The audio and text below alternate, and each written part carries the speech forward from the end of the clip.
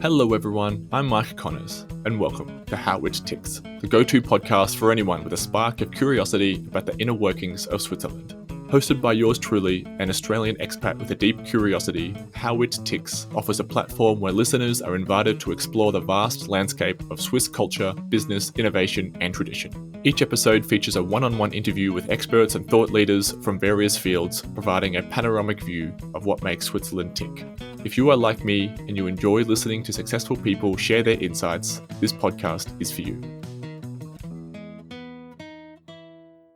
My guest today is Lisa Falco, data scientist, digital health expert, and leading figure in women's health technology with 20 years of experience in the FemTech space. Lisa holds a PhD in Biomedical Imaging and is the former director of data science at Ava, a Swiss startup that developed a groundbreaking device to help women conceive faster by analyzing physiological data from their menstrual cycles. She's also the author of Go Figure, The Astonishing Science of the Female Body, and a TEDx speaker on how modern technology can enhance our understanding of individual health and fertility. So what does the data say about the most effective way to conceive? Does stress and mental health influence fertility? And is there such a thing as knowing too much? Could awareness of declining egg counts or the increased risk of miscarriage with age create stress that actually works against conception? In this episode, Lisa and I explore the phases of reproductive health, from getting pregnant to navigating pregnancy and life after birth. We discuss how factors such as age, stress, and lifestyle changes impact fertility, the shocking reality of miscarriage statistics, as well as the remarkable transformation of the body and the brain during pregnancy. We also tackle a series of common myths about conception, like whether lying with your feet in the air after sex increase your chances of conceiving, or whether time and position during sex can actually influence a baby's gender. Some of the answers actually may surprise you. Lisa, thank you very much for joining the show. How are you doing? Thank you for having me. I'm doing really well. You have been quite successful creating a device which very much looks at data to indicate when someone's ovulation cycle is ready to help people conceive. What have you learned from that when it comes to conception, going through this journey? That's a very good question. I think the thing that struck me the most when we were developing this device and really talking to women that were trying to get pregnant is that women know so little about their own bodies. They don't really know, when you can get pregnant, how to get pregnant, and really how the menstrual cycle works, and that there's this really huge knowledge gap. I think also we spent like the first 10, 15 years of our sexually active lives, we spent trying very hard not to get pregnant and being completely terrified that whenever we make a small mistake, we're going to get pregnant immediately. And then suddenly when you try to get pregnant, you realize it's actually not that easy. It's not that you're going to get pregnant just by someone looking at you, which you basically think that for earlier in your sexual active lives.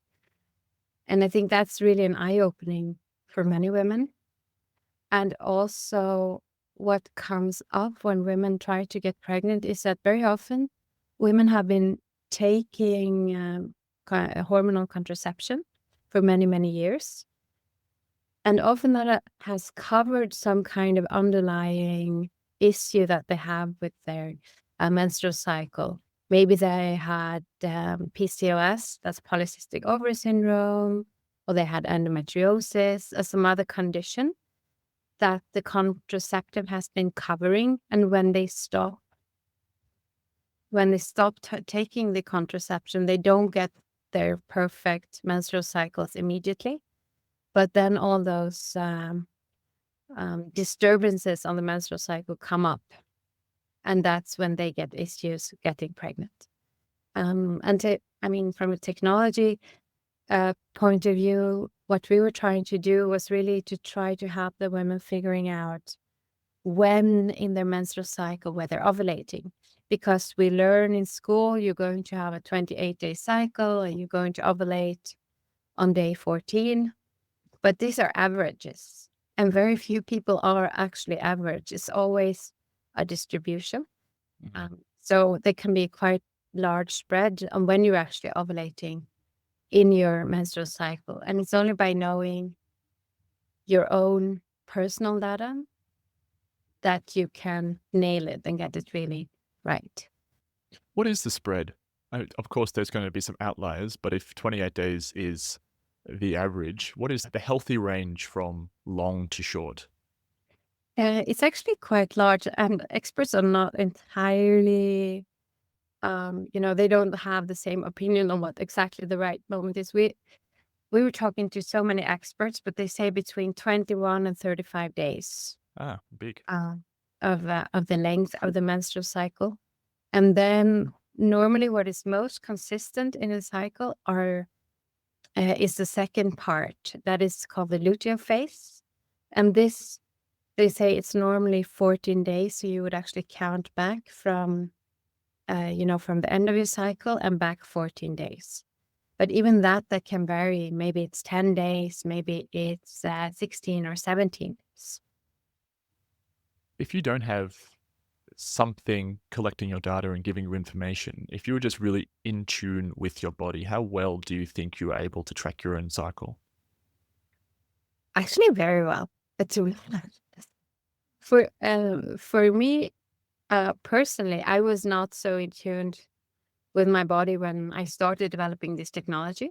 But by using the technology, I learned when I was ovulating, and then once I knew that, I started seeing all the signs. And then you can see how your cervical mucus is changing, for example, over the cycle, and it has a very special consistency when you're ovulating and when you're more fertile. And you can also, many women have something that's called Mittelschmerz. It's a German word, but it's the same word in English. It's that you have a pain, a kind of pain around the ovaries when you're ovulating. So that's a sign. It's kind of a small inflammatory events when you're ovulating, and many women can actually feel this as well. And also, if you're generally imbalanced or tuned with your body, you can feel that you're you're happier, you're hornier when you're actually fertile. I mean, that's how evolution works. That's why we get pregnant in the first place. That's because we want to have intercourse. Then how does the device work that you've developed? I'm guessing it doesn't measure the cervical mucus. What does it actually do to be able to be so accurate? So what's interesting over the menstrual cycle is that you have all the hormones that are fluctuating over the cycle. And once you ovulate, you start producing a hormone called progesterone. And this is driving a lot of parameters. So it's changing your temperature. It's changing your heartbeat. Your heart starts beating faster in the second part of the menstrual cycle. Your breathing rate also changes. And even more parameters as well. And all these things, all those changes you can measure. So you can actually, so we use sensors on the outside of your body to measure these parameters. And then you can see, okay, this is when your heart rate and your temperature normally goes up. And then you can use statistics to predict when it's going to happen next time. And something that also happens that's quite interesting just around ovulation is that your temperature sometimes dip a little bit just before. And also we could see, there's one moment in the cycle where temperature dips and heart rate goes up, because heart rate starts going up slightly before the ovulation. So that is kind of the particular moment when you're the most fertile. But it's a lot of statistics around it, but it's personal statistics. It's not statistics on all women, it's statistics on you. And so the entire cycle is longer. Does that also mean that the ovulation cycle also is very variable for different women? I mean, it follows the cycle, yes.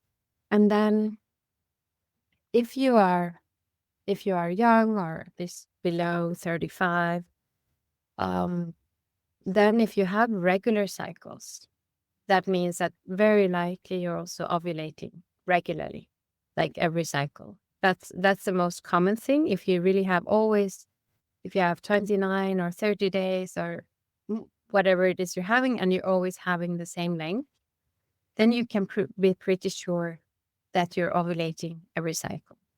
And they say a regular cycle can deviate up to 5 days from the shortest to the longest cycle. But if it deviates more than that, then it's considered being irregular. And then you might not be ovulating every cycle. If you can be quite sure when you're ovulating, can you use this as contraception for when you're not ovulating to have sex unprotected? Absolutely. But of course, you have to be quite careful. It's a very well-known method in many countries. It's called family planning, natural family planning method.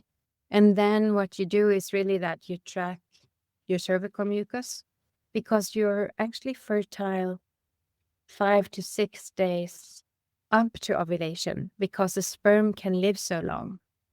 So there's this period before you ovulate where your mucus is very favorable for sperm to live in. So in this very good environment, it can live for 5 days. So if you have intercourse 5 days before ovulation, you might still get pregnant. So it doesn't have to happen on the exact day. So that is what is a bit tricky. Like, when does your fertile window really start? And then the end can be a bit easier, because if you have all the signs when you're ovulating, or if you just use the thermometer and see that your temperature goes up, then you know, okay, now I have ovulated and it's been more than 24 hours since I ovulated. And then you have basically no chance of getting pregnant. It's just, you just have to be really careful, right? And use some kind of other protection, because one thing that I personally have against this weird method is that you say, okay, that's don't have sex then. And it's basically when you're the most horny. That's when you're not supposed to, but you can use other protection and do other things. But yeah. Mm. So what is the most effective way to conceive then? Is it just volume of sex that would be the most effective method?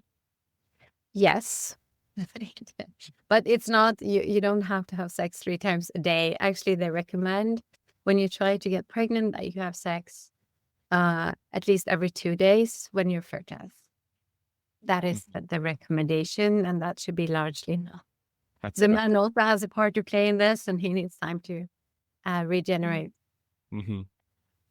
I wanted to ask you a bit about age and fertility. I'm aware, at least, that once you get to that 30, there's that decline of chances of success.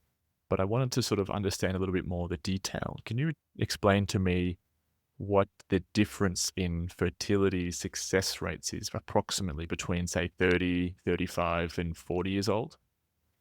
Um, Especially within that, it's really, it's not like a cliff you go over and suddenly it's gone. It's really like more a continuous degradation of your fertility. But the numbers that I have is like when you're 25, you have about 25% chance of getting pregnant every menstrual cycle if you're trying. And if you're 40, that chance is down to 8%. And that's also an average? Yeah, that's just an average. Yeah. So it's, of course, different for everyone. And I mean, you will always see pregnant women in their 40s, because 8% is still, it still can give you get you pregnant, but it's just harder and it takes longer. And very often you actually end up getting assistance with IVF.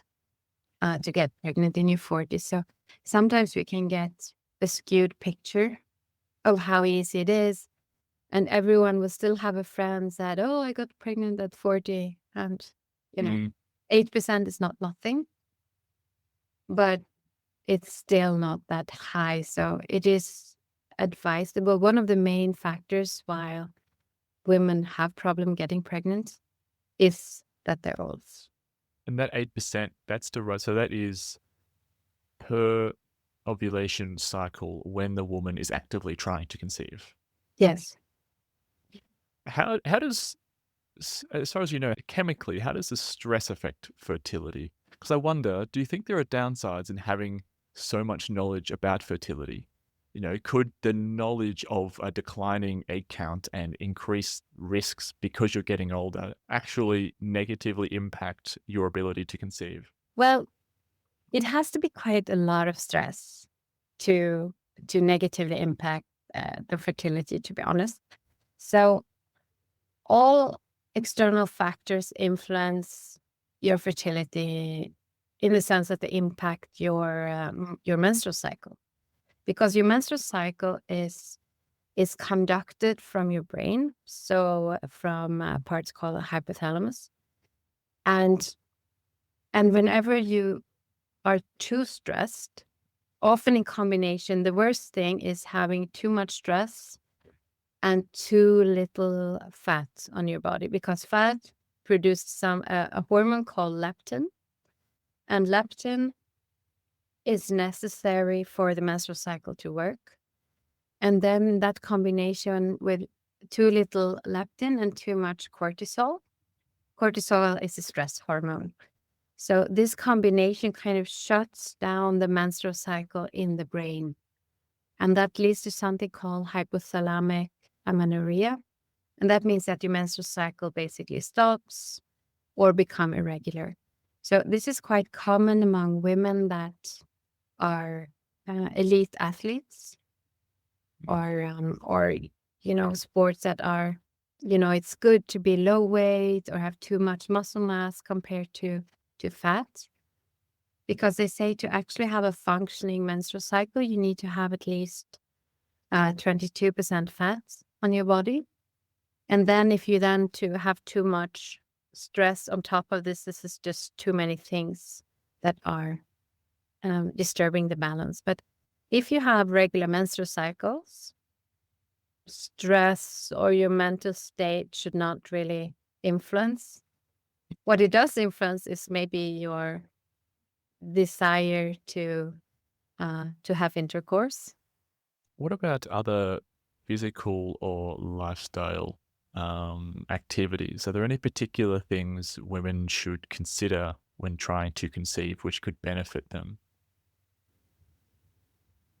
Well, I mean, generally it's good to have, a rather balanced lifestyle and eat healthy, make sure you get enough nutrients, of course. I think if you kind of have a normal way of life, then it's fine. But if you only eat crappy food or you get drunk every night, that is of course not recommended. But you also don't need to be, overly cautious. What you do need to do, which is super important, is that you need to take in French folic acid. You need to take that as a supplement. That's quite important when you try to get pregnant. But that is the only thing apart from just generally having a reasonable lifestyle. Many try to sell you that you have to be do this or that, but we have been pregnant for that's since we existed. It's more those extreme things. And also you should not, in terms of weight, a little bit overweight is also not a problem if you still have regular cycles. But if you really go into the obesity spectrum, that will also disturb your menstrual cycle. So the menstrual cycle is somehow always a sign that if you're healthy enough to have, to to become pregnant. What was the name of that supplement you mentioned? Um, God, is this acid folic and said Folic acid. Folic acid. That's it. Yeah. yeah, folic acid. Yeah. What does that do?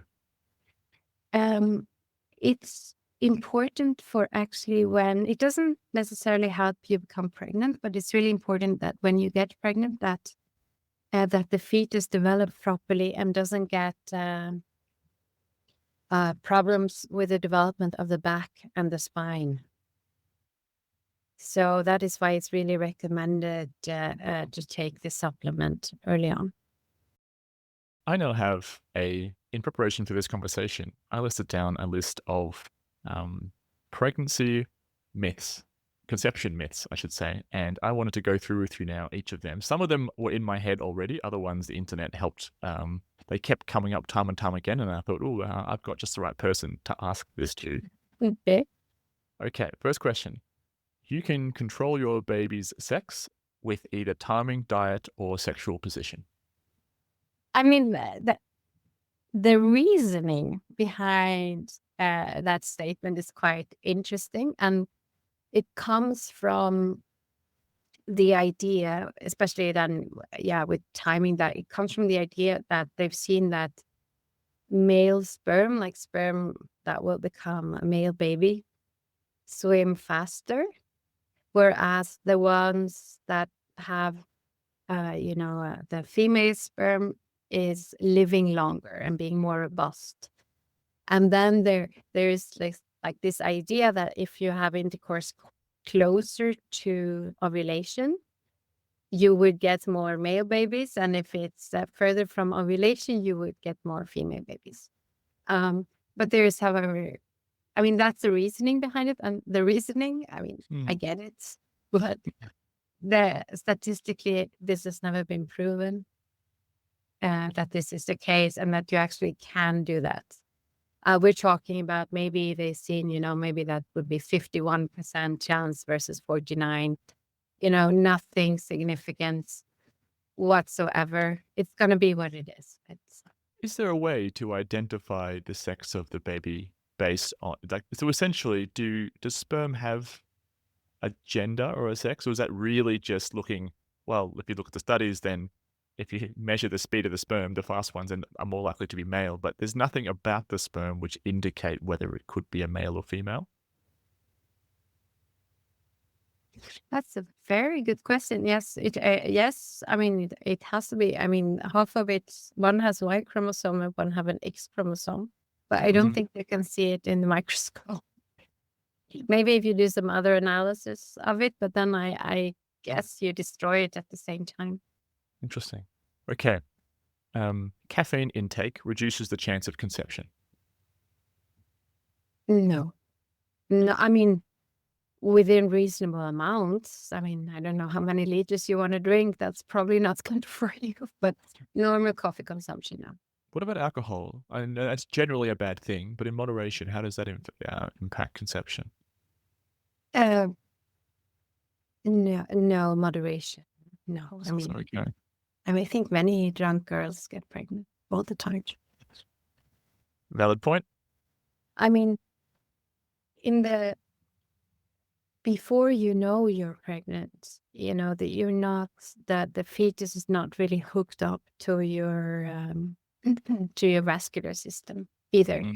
So I'm not saying if you want to get pregnant, it's probably a good idea to not drink too much and everything in extreme, but you should also not completely stress out if you realize, oh, I got pregnant a week ago and I had some wine, a glass of wine. You don't need to stress about it, because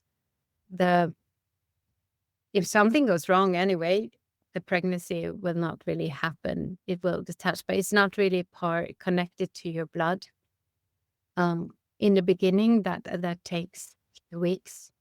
So it's nothing to be, obsessive about. But the moment you know you're pregnant, you should, of course, stop drinking immediately. Okay, so I guess that goes for a lot of the dietary and health things to protect the baby.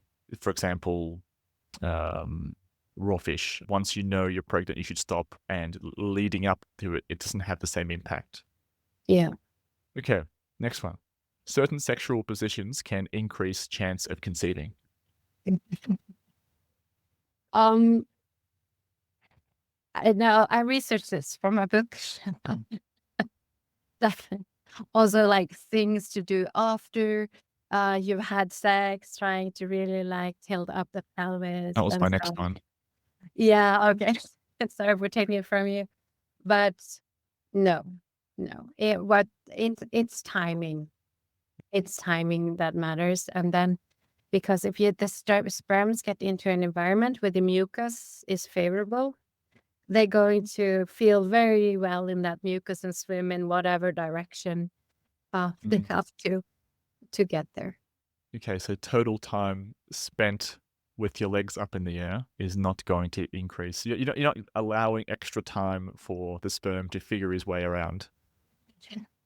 No, I specifically looked at this one for my book and tried to study if it would have an impact, because a lot of my friends told me, I did this and I got pregnant. But that's just anecdotal. There's no statistics. There are a lot of mothers out there who they look at you and they go, "It's going to be a girl." I feel like mother's intuition. I don't know. Is that a myth, or is that something there's a bit of science behind as well? Hmm. Yeah, no, I don't see how that should be possible. I mean, what's really interesting is that when you get pregnant, it's a fetus that, like you have the placenta inside your body, right? And the placenta is actually not an organ. It's an organ, but it's not the organ of the mother. It's an organ of the fetus, of the baby. So it's a way, the placenta is a way for the fetus to control the body of the mother. So it creates all the hormones that are needed to transform the body of the mother so that the fetus can get all the nutrients it needs.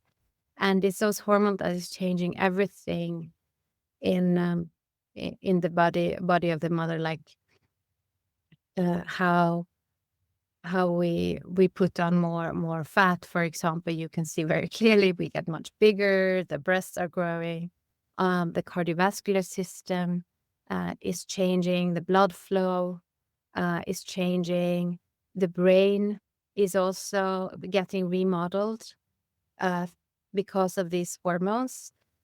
So it's really transforming a woman to a mother, if you like, through the hormones that the placenta is excreting in the body. And then thinking that a male fetus would somehow send out hormones differently to control the body. I have not seen anything that would be the case, because the hormones that are being excreted it's progesterone, it's estrogen, it's relaxin, some CRH, some other hormones as well. But it's not really linked to the sex of the baby. Yeah. Were there any other myths that you researched during your book where maybe the findings were actually surprising? Oh yeah, yeah. I mean, if you, I like this one very much. In that is that we're actually having parts of our babies live in us forever. You say that if you've been pregnant, you will actually have parts of your baby in you forever. And you could actually find traces of our baby's DNA and our baby's cells in our bloodstream and in our brain after. It's called microchimerism. And for example, wait a minute, I have to go back on my other statement there that you can't tell anything because if it's a boy or a girl. But if a mother have had male babies, you can actually find cells with traces of, the Y chromosome inside. Yeah, find traces of this inside her body. So we do keep parts of our babies in us forever. I think that's really fascinating fact about. I feel like women would like to hear that. That's something nice to hear as a mother. Yeah, it is. It is. If you want it. Yeah. Every mother is different. And we all react differently. So it could also be a terrifying thought for some, I assume. Could be. For many, I'm sure it's a nice thought. Is it true that your chances of success for a second or third child are higher than the first one? Almost like the logic would be something along the lines of your body's been through it before and therefore knows what it's doing, and the chances of success are greater. So any truth to that? No, not really. I mean, of course, if you have proven that you can get pregnant, I mean, that means that you're not infertile, that you don't have a fertility issues. And maybe you have sorted out a few of the fertility issues that you might be having in the beginning. If you had irregular cycles, if you were getting out your contraception and it took time for your body to readjust. And then of course, if you can get pregnant once, there's nothing to say that you shouldn't be able to get pregnant twice. So from that perspective, I think your chances are higher to get the second baby, but there are no guarantees. Secondary infertility is also very common because at the same time, you're also older and you have a different lifestyle. So it also depends what kind of lifestyle you had in the past, how much you saw your partner in the past, and then how much you see him after you get pregnant. So, that can be either, oh, maybe you had sex all the time before, and then suddenly the babies are overwhelming you, and then you don't get to have sex again. Or if it's the other way around, maybe you're always traveling before you have babies, so you rarely met and had sex at the right moment. And then after you have babies, you're together all the time, and that makes it easier. It's nothing really about your body. I think it's just statistics. Okay, I'm going to add that to another myth busted, that the body doesn't have some sort of memory from a previous experience, therefore sort of knows what it's doing. That is true once you are pregnant and what you give birth. So it's much easier to give birth the second time than the first, because you kind of all the joints loosens up, the cervix has gone through the cervix, that's the opening of your uterus. It's gone through the transformation once of getting a baby out. So all those cases that you hear when women are giving birth on the side of the road on the way to the hospital, that's never where the first baby. And that's, you can follow that. That's more, the more babies you have, the faster it will go. And the pain is probably the same, but it's not lasting so long. Does a pregnancy change the shape of your bones? Like, I understand if muscles stretch, skin stretches, but like, can your hips physically open to a point where they are more open after than before? I mean, normally they should go back. So it's not the bones themselves. So it's like the joints that are getting more stretched. And you also, during the pregnancy, you get those additional hormones that are being released by the placenta. And the roles of some of those hormones is really to loosen up the joints, to make that transformation possible.